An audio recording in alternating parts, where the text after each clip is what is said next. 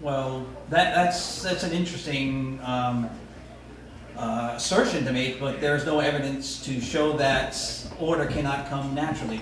Like, you have to understand that natural selection can do things that seem very planned, but it's not. Natural selection has millions of years to work on it. It can make mistakes.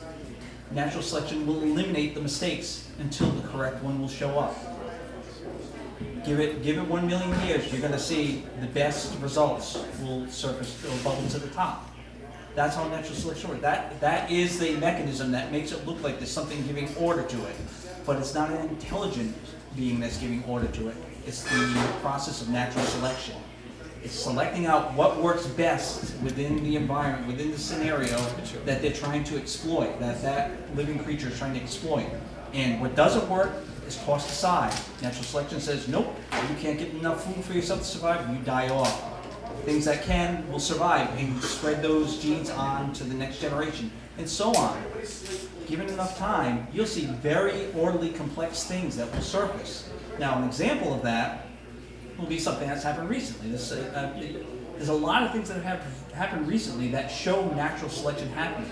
A lot of people say we don't witness it. We don't witness macroevolution, though I don't believe there is a definition of micro and macro. I think it's just evolution. But I'll use that just to describe the scenario. There was lizards that were transplanted from one island in Croatia to another for an experiment, 5 lizards. Then war broke out in Croatia, so they couldn't visit the island. For 35 years, no one visited the island. Finally, war was over, they went back and they found something interesting happened. These lizards, they moved there, took over the island. The original lizards that lived on the island, gone, never seen again. The lizards they transplanted there, which were very aggressive lizards, they hunted insects, had changed because there weren't insects on that island. These lizards changed to plant eaters. A lot of things changed in their physiology. Their jaws became spread out larger for grinding the vegetation. Their arms, or legs I should say, spread out more so they were lower. How many years time are we talking? 35 years. Okay. Okay, and they slowed down. Their behavior completely changed. They no longer were aggressive. They were slow and docile. On top of all that, inside anatomically they changed. They developed new anatomical features. They developed a cecal valve. On their own, their bodies produced a new organ so they could create fermentation chambers so that the food would sit there and be broken down so they could digest it, because they weren't built to be plant eaters. These animals completely changed. They did what a speciation. They are new species. They are completely different than what they originally were, with different organs, new organs in them. And that's just one of the amazing examples we've seen in a short period of time.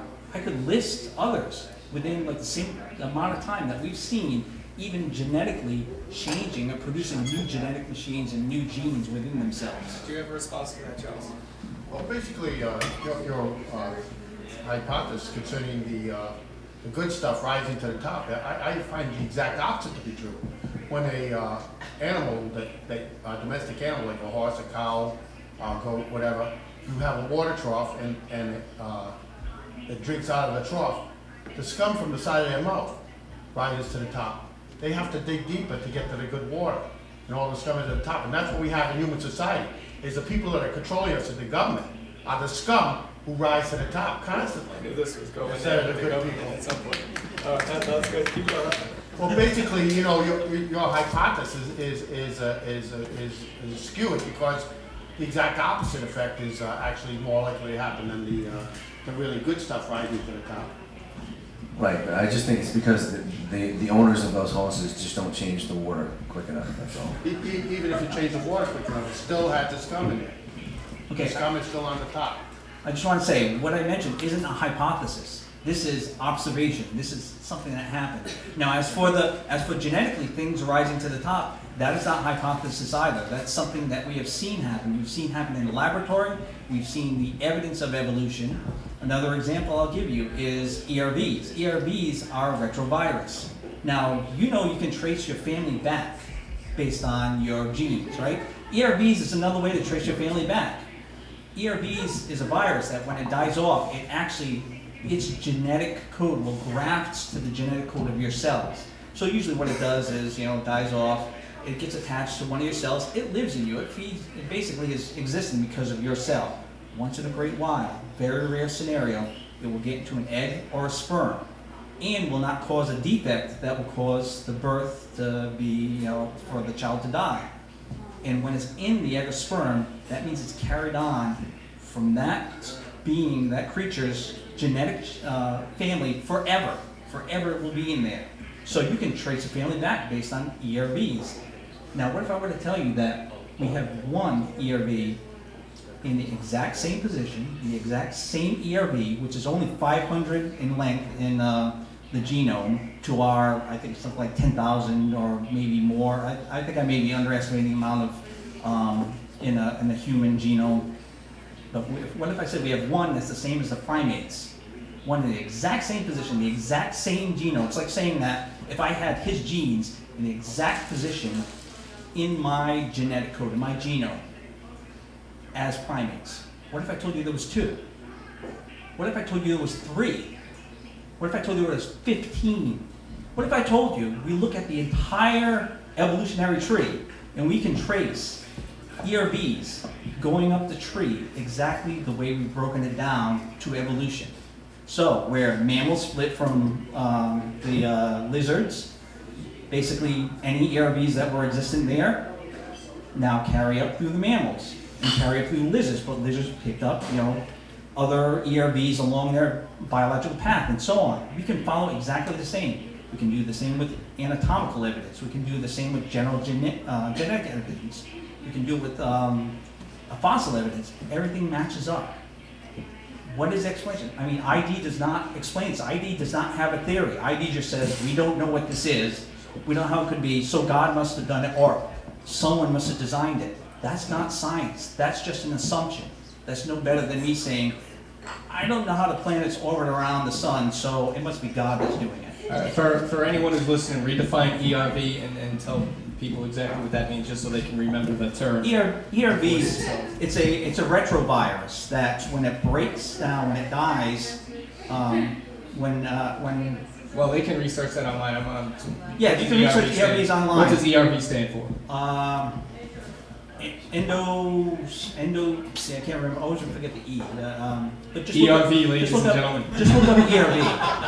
I'm sorry. Okay, well, let me just rebut that a little bit. We can go into a lecture-length thing about how genomes work, how DNA and the transitions, blah, blah, blah.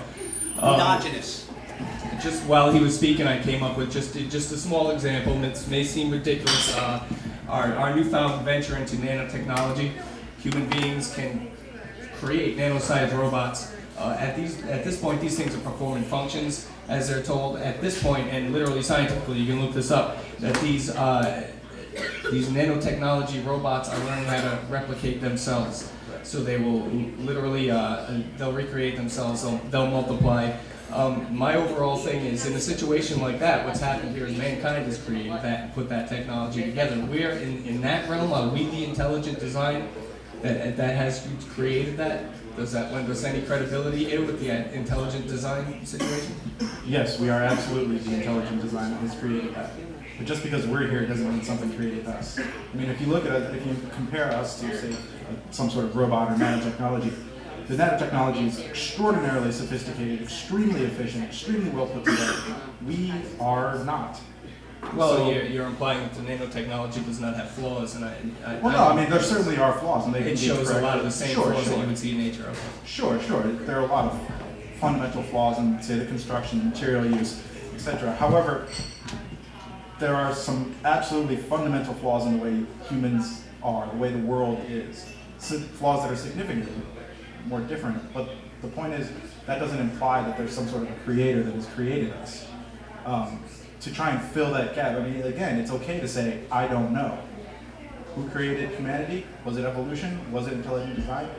It doesn't really matter. Our best explanation is evolution. That doesn't mean that evolution, if evolution is wrong, intelligent design is right. There aren't two options here.